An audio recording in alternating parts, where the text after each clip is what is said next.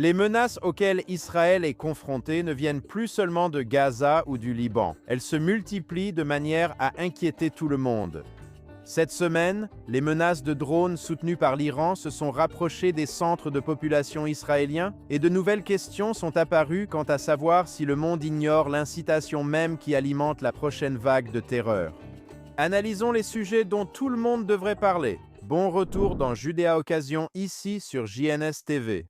Cette semaine, les Juifs en Israël ont été décrits comme des sauterelles, une peste et la gale. Et qui était responsable de ces propos antisémites? Des responsables de l'autorité palestinienne. Regardons cet extrait de Palestinian Media Watch. Les sionistes sont venus en Palestine. Ils sont venus comme des sauterelles. Ils sont venus comme la peste. Ils sont venus comme la gale. Ils ont rempli les montagnes et les crevasses. Ils ont tué les enfants et les vieillards. شاهدوا معي.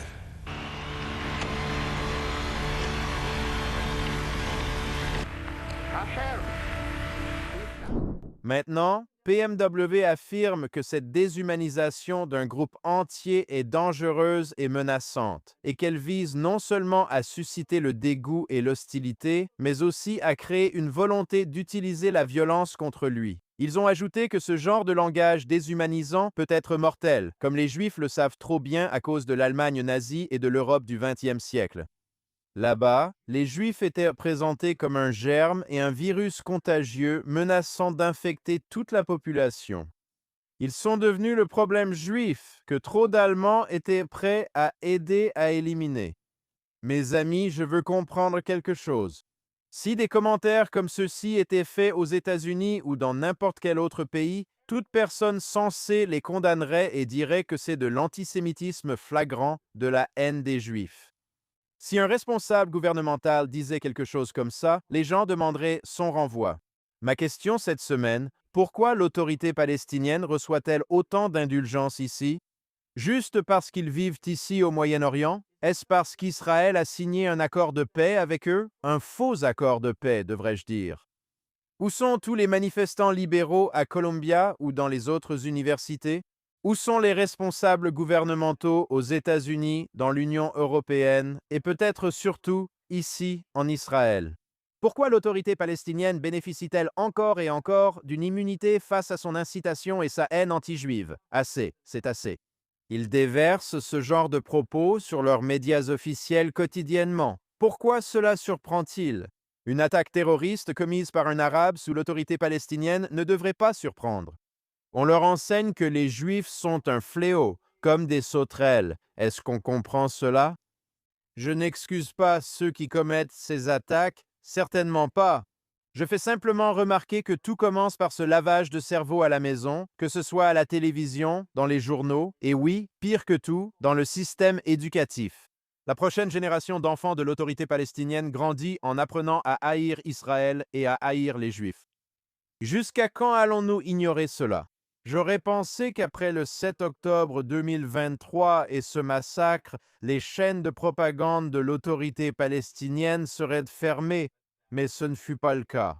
En fait, je pensais déjà en l'an 2000, lorsque l'incitation a mené à une guerre à part entière contre Israël, la guerre d'Oslo, ce que certains appellent la seconde intifada, que les usines de la haine seraient fermées. Mais cela n'a pas eu lieu. Alors je pose la question à tout le monde maintenant. Que faut-il pour qu'Israël ferme cette machine de propagande comparable à celle des nazis? Si le monde reste silencieux, que va-t-on faire ici en Israël? Nous avons un État et notre gouvernement. Comment et quand vont-ils mettre fin à cela? Peut-être que la bonne personne verra ce reportage et aidera à provoquer un changement. J'espère vraiment que cela arrivera bientôt. Regardons un autre reportage cette semaine de Palestinian Media Watch.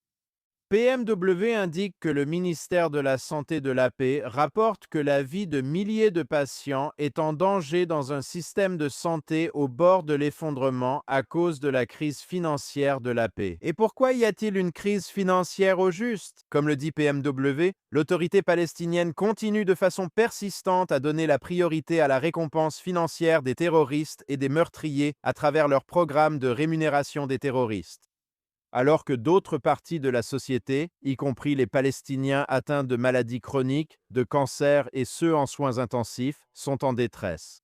Passons à cet extrait. La santé affirme que la crise financière actuelle touche désormais toutes les composantes du secteur de la santé en Cisjordanie, y compris les hôpitaux publics, associatifs, généraux et privés, ainsi que les fournisseurs de médicaments et de consommables médicaux. Ceci résulte des dettes accumulées et des paiements irréguliers.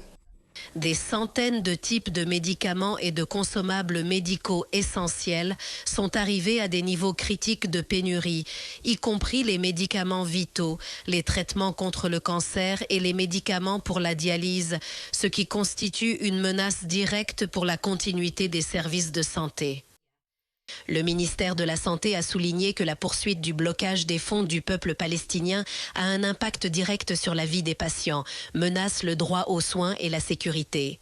Ils appellent à une intervention internationale urgente et responsable pour sauver le système de santé de l'effondrement. PMW affirme que l'autorité palestinienne s'est elle-même placée dans cette crise en refusant catégoriquement d'arrêter de verser des millions de dollars aux terroristes et à leurs familles. Ainsi, Israël retient des taxes équivalentes aux sommes que l'autorité palestinienne consacre aux récompenses liées au terrorisme. Le ministère de la Santé de l'autorité palestinienne a reconnu que la saisie totale des taxes palestiniennes par Israël impacte directement la vie des patients. L'autorité palestinienne blâmera Israël pour la crise, mais taira le détournement de fonds pour rémunérer les terroristes et leurs familles pour avoir assassiné des Juifs. C'est très simple. Cessez de financer les terroristes et concentrez-vous sur la santé de votre peuple. La crise cessera. Ce n'est pas la priorité absolue. Les dirigeants de l'autorité palestinienne l'ont répété. La priorité est de payer ceux qu'ils considèrent comme des martyrs, des personnes ayant tué des Israéliens. La communauté internationale doit intervenir pour que l'autorité palestinienne arrête d'encourager le terrorisme et s'occupe de son peuple. Cela reste peu probable. Comme tant de personnes ignorent les politiques corrompues de l'autorité palestinienne depuis plus de 30 ans, pour continuer, selon Inet News, l'armée israélienne a identifié des efforts iraniens visant à étendre l'utilisation de drones d'attaque depuis le Liban vers la Judée et la Samarie. Inet indique que des hauts responsables de la sécurité des communautés proches de la région ont déclaré à Inet que des dizaines de drones ont récemment été localisés et saisis par l'armée. Parallèlement, les responsables locaux de la sécurité disent se préparer à d'éventuelles attaques de drones. Un chef de la sécurité a déclaré qu'un financement est nécessaire pour des systèmes de détection afin que l'ensemble de son secteur soit surveillé, ainsi que pour des systèmes capables d'abattre les drones. Il a déclaré qu'ils doivent être déployés le long de la ligne de démarcation entre Israël proprement dit, Israël d'avant 1967, et les zones contrôlées par l'autorité palestinienne parce que, je cite, « nous sommes en première ligne ». Donc, pour résumer, les communautés du centre d'Israël s'inquiètent désormais du fait que l'Iran pourrait essayer d'introduire des drones d'attaque dans leur région. En d'autres termes, il y a des villes comme Kfar Saba et Rosh Ha'ain juste à l'extérieur de Tel Aviv. Elles ne sont qu'à quelques kilomètres de villages sous l'autorité palestinienne. La crainte, c'est que ces villages puissent lancer ces drones, similaires à ceux utilisés au Liban, vers les principaux centres de population israéliens. Malheureusement, les habitants du nord d'Israël savent trop bien à quel point ces drones sont dangereux. De plus, rappelons-nous combien de soldats de Tsahal ont été tués ou blessés et continuent de faire face à cette menace aujourd'hui à cause de ce type de drone. Aussi grave que cela ait été dans le nord, que se passerait-il si un jour les grandes villes et notre aéroport international devenaient la cible d'attaques de drones? Nous avons vu à quel point il est difficile de repousser ces drones dans le nord, à la frontière et dans le sud du Liban. Et pour être clair, on ne devrait même pas en arriver au point où cela se produirait au centre du pays. En d'autres termes, à mon avis, le nord est tout aussi important que le centre. Mais bien sûr, en termes de population, la majeure partie du pays vit dans la plaine côtière entre Gadara et Hadera, le long du littoral là-bas. Je sais qu'Israël travaille sur une solution, mais ce n'est pas une menace qu'on peut simplement balayer sous le tapis. Il est important que cette question ait été portée à notre attention grâce à cet article. Espérons qu'Israël trouve une solution avant qu'il ne soit trop tard. Et comme prévu, voici la réalité sans même prendre en compte les drones. Les forces de sécurité israéliennes ont arrêté 3 terroristes arabes samedi soir dernier dans la ville de Sichem, en Samarie, dont 2 affiliés à l'organisation terroriste Hamas, selon la police israélienne. Sous la direction de l'agence de sécurité israélienne, connue sous le nom de Shin Bet, des unités d'infiltration de la police des frontières ont opéré à Aksar et Ras al-Ain, où les forces ont simultanément fait une descente dans 2 endroits, sécurisé les zones et arrêté les suspects sans incident. Lors d'une opération distincte dans la ville, un autre suspect a été arrêté pour possession d'armes et de matériaux servant à fabriquer des engins explosifs. Les forces de sécurité ont saisi une grande quantité de munitions et de matériel de fabrication de bombes sur les lieux. Maintenant, mes amis, ceci n'est qu'une nuit dans une seule région du pays. Tsahal, la police et les services de sécurité sont mobilisés là-dessus, 24 heures sur 24, 7 jours sur 7. Passons à de bonnes nouvelles cette semaine. Le Conseil régional de Samarie et le mouvement Amana ont commencé les préparatifs pour l'établissement de la communauté de Noah, en attendant l'approbation du gouvernement. Le groupe fondateur de famille a visité pour la première fois le site où sera implanté Noah, accompagné du conseil régional de Samarie et de son président Yossi Dagan. La communauté sera construite près de Ganim et Kadim, qui ont été évacués lors de l'expulsion de 2005 du nord de la Samarie. Ces communautés doivent être rétablies cet été. Les futurs résidents de Noah ont visité la région, ont tenu leur première réunion en tant que groupe fondateur de famille et ont commencé les préparatifs pratiques pour établir la nouvelle communauté. Yossi Dagan a dit au groupe: « Souvenez-vous de ce jour, nous écrivons l'histoire ensemble. Noah sera une communauté importante, grande, avec une population nombreuse.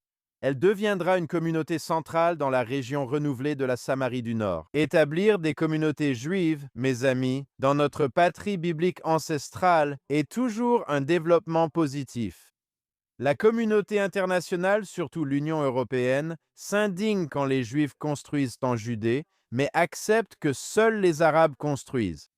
C'est pourquoi l'Union européenne a soutenu la construction arabe illégale dans la zone C pendant près de 2 décennies. Israël a pleinement le droit d'établir de nouvelles communautés.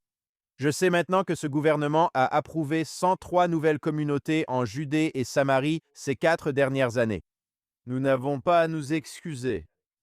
Au contraire, nous devrions être fiers que de nouvelles maisons juives soient construites dans toutes les régions de l'État d'Israël. Passons à la suite. Le mouvement Regavim affirme que des usines illégales de traitement de la pierre opérant dans la région d'Hébron contaminent les sources d'eau, polluent les ruisseaux, endommagent l'agriculture, menacent la faune et mettent en danger la santé et la qualité de vie des habitants du sud d'Israël. Regavim et Green Now Environmental Watchdog ont déposé une requête auprès de la Haute Cour, et la Cour exige maintenant des réponses de la part de l'État concernant son incapacité à faire appliquer la loi contre ces usines illégales. Regavim affirme que les dégâts environnementaux sont si importants que la réhabilitation devrait coûter des centaines de millions de shekels. Les usines qui fonctionnent sans permis ni mesures de protection environnementale rejettent des eaux usées industrielles et de la boue de pierre dans la rivière Hébron. À ce moment-là, elle s'écoule ensuite dans la rivière Be'er Sheva et le bassin du Bessor. Des substances toxiques s'infiltrent dans les eaux souterraines, perturbent les écosystèmes, nuisent à la végétation et à la faune et menacent les communautés voisines.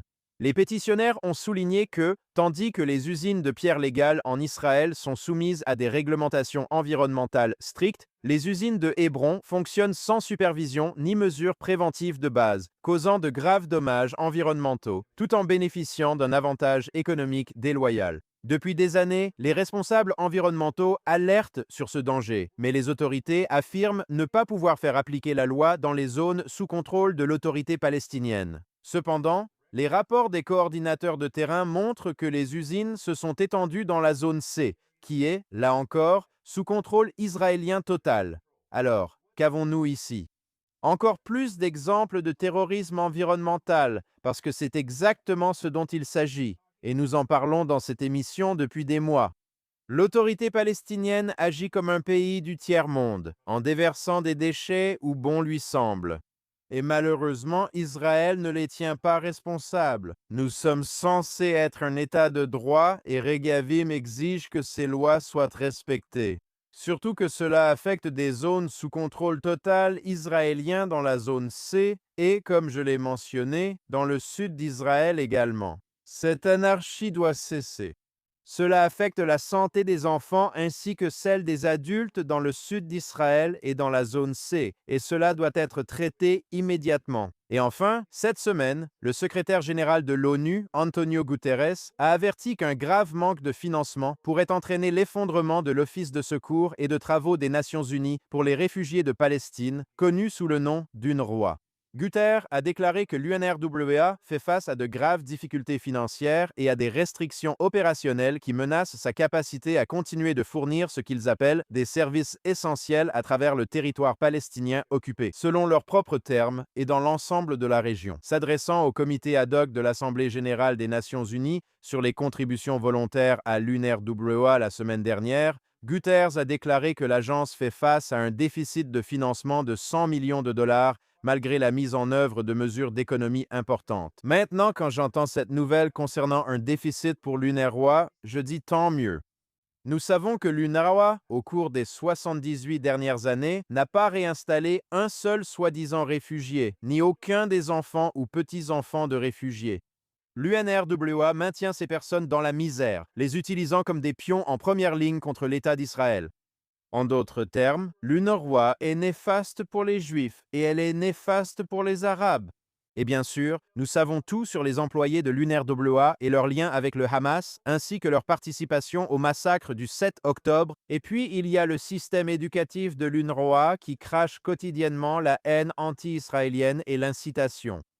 Israël a interdit à l'UNRWA d'opérer à Jérusalem, car il ne s'agit pas vraiment d'un groupe de défense des droits de l'homme, mais plutôt d'une organisation anti-israélienne et antisémite. Ils ne sont qu'un organisme de défense des droits de l'homme déguisé, et comme je l'ai déjà dit à de nombreuses reprises, #UNRWA, c'est le Hamas. Le secrétaire général, que, d'après ce que je comprends, Israël refuse même de travailler avec à cause de son parti pris anti-israélien, fait tout ce qu'il peut pour soutenir l'UNRWA. Guterres n'a aucune boussole morale et essaie maintenant de sauver cette organisation corrompue. Les États-Unis ont déjà coupé leur financement sous le président Trump. L'UNRWA ne devrait pas être soutenue. Bien au contraire, l'UNRWA devrait être démantelée une bonne fois pour toutes. Et c'est ainsi que se termine Judéa Occasion cette semaine sur JNS TV. Merci à la productrice Barbara Anamov, l'ingénieur Aaron Vogelenter, Zach Sickerman, Ryan Lischitz, au responsable de la station Yuri Sveretsky et à la monteuse vidéo Olga Senatov. Je m'appelle Josh Shaveson, correspondant pour JNS News. Assurez-vous de découvrir tout le contenu exceptionnel proposé par JNS TV. Offrez-nous un super merci et assurez-vous de visiter jns.org pour toutes les dernières nouvelles d'Israël, du Moyen-Orient et du monde juif entier. Nous nous retrouvons la semaine prochaine ici sur Judéa Occasion sur JNS TV.